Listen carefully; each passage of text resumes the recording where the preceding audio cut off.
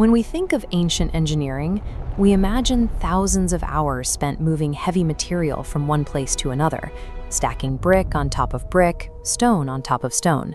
Take this photo of the Great Pyramid of Giza. You can clearly see the individual blocks stacked upward behind the camels. It is an exercise in immense brute force. Over 2 million raw stones arranged one by one to reach the sky. Even in this image of Machu Picchu, where Incan builders shaped ashlar granite so precisely that no mortar was needed, the core logic remains the same. You cut a block, you place it, and you build upward. This additive method comes with a built-in safety net. If a stonemason makes a mistake or cracks a column, they can pull it out, discard the ruined piece, and try again with a new one.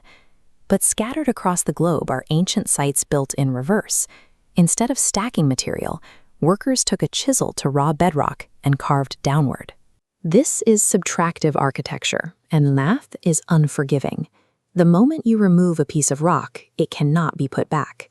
One wrong swing of a hammer could snap a load-bearing pillar and trigger a structural collapse. There is no undo button. Why did primitive engineers, equipped with only basic hand tools, choose to construct massive monuments using a method where a single mistake could ruin a generation's work? In the 12th century, King Lalibela of Ethiopia decided to create a second Jerusalem directly into the earth. Looking at these rock churches reveals a top-down building method. Workers carved downward, extracting the cross-shaped roof first. Deep vertical trenches completely isolate the church from the surrounding volcanic rock. As an independent structure, striking too hard could sever the roof, causing irreparable damage. India applied this same engineering logic to the Kailasa temple, which sits fully below the mountain's original surface. Laborers spent 18 years removing 400,000 tons of rock, shaping intricate animal carvings and delicate columns without shattering the stone mass above. Top-down carving required these ancient engineers to visualize the three-dimensional geometry of an entire temple buried inside a solid mountain before they even struck their first blow. Other civilizations applied subtractive carving to sheer vertical drops. In Turkey's Kaunos tombs, Greek-style facades emerged directly from a raw cliff face. Dangling from ropes, workers cut deep into the rock, shaping fragile columns where a single error meant the stone would snap off. The desert city of Petra scaled this vertical method to support tens of thousands of people. You can see the massive treasury facade, carved directly out of the canyon wall, dwarfing the ground below it. These civilizations used vertical carving to weaponize local geography. By cutting directly into sheer rock faces, they turned inaccessible heights into impenetrable, permanent monuments. But carving into cliffs still leaves a visible facade. To completely hide a settlement, you must create an invisible city submerged within the terrain. Seeking refuge in the Middle Ages, Georgians hollowed out the core of a mountain. This view of Vardzia exposes a dense network of caves. Looking at the structural arches connecting the levels, you see a massive civic infrastructure capable of supporting 50,000 residents.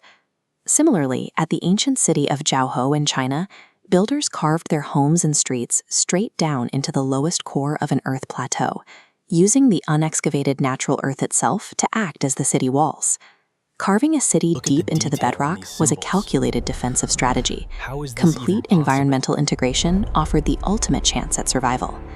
Buildings assembled from stacked stones are inherently vulnerable. Traditional fortresses like Northern Ireland's Dunluce Castle gradually fail over time as stormy waves erode their mortar and drag their walls into the sea.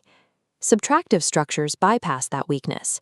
This is the Leshan giant Buddha, sitting where 3 rushing rivers meet.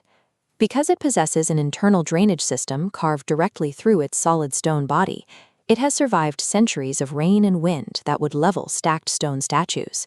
But while the stone remained, the people did not. These cities did not simply fall apart, they completely vanished. Look at Cliff Palace in North America.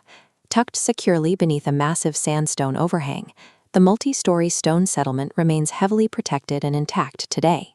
Yet by the end of the 13th century, the ancestral Puebloans suddenly vanished. Just like the residents of Tseparang in Tibet, entire populations left behind defended, durable ghost cities, suspended in midair. These builders turned raw mountain peaks into architectural maps of their survival.